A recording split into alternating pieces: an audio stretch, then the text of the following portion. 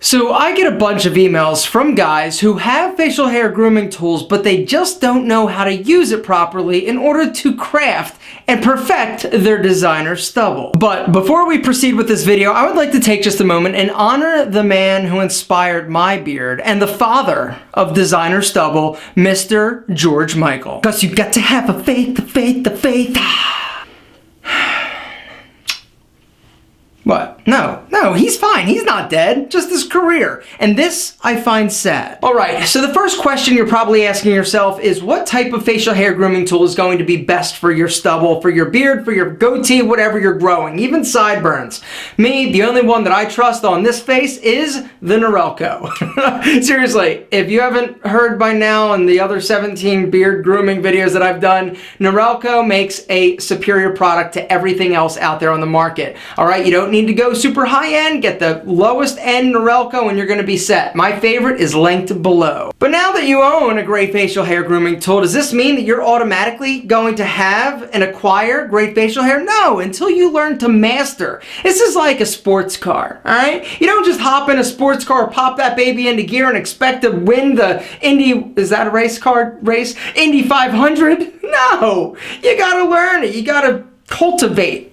You gotta master the grooming tool. And once you master it, you're going to then be able to execute whatever style you want and it's gonna look great. But the reason why I love the Norelco so much is because of these little numbers on the side. These numbers indicate that you can actually adjust this facial hair grooming tool millimeter by millimeter. And this gives you crazy control, alright? You've got one attachment, clicks on there, and then you've got a dial, alright? One click of the dial is going to move it up or down a millimeter.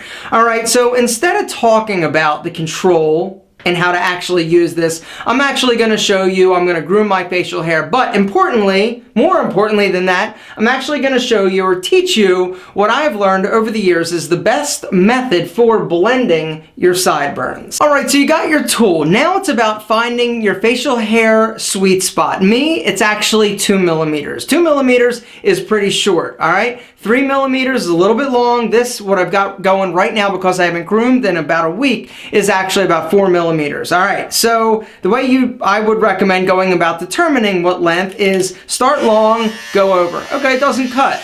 Reduce it. Still not.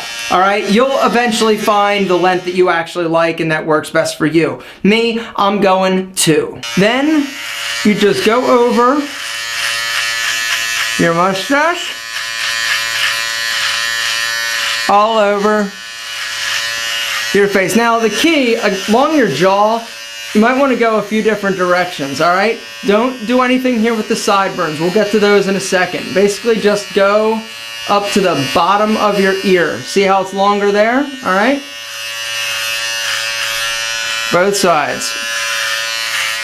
Now one of the things that drives me nuts when I see a lot of guys, they'll actually have like long patches back here. So you want to make sure to try and get everything. Alright. Now, once you're there, you've got the base of your facial hair groomed. Alright, now what you're going to do is actually start to taper it. And the way that you do that is actually increase it by 2 millimeters. Alright, so I was on 2, now I'm going 4. Alright, and you're going to hold your face and taper out, alright?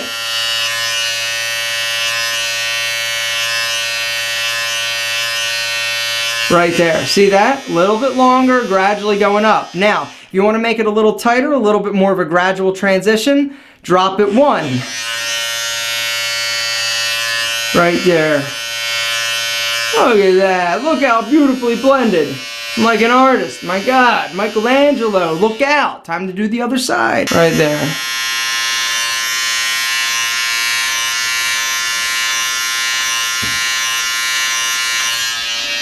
Lower.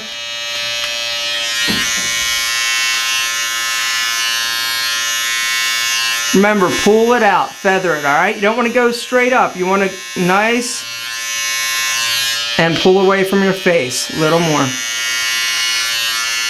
Now watch from the front, all right? Watch what my hand does, okay?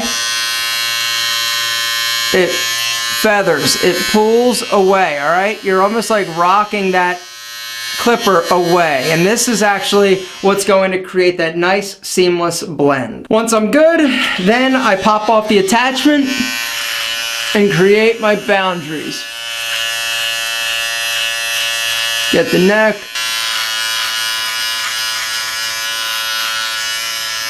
Right there. Now, up on my cheek, remember, it's about drawing a line from your ear down to your mouth, all right? That line is where your boundary is going to be for your cheeks, or at least mine. So I'm gonna come in, clean up that.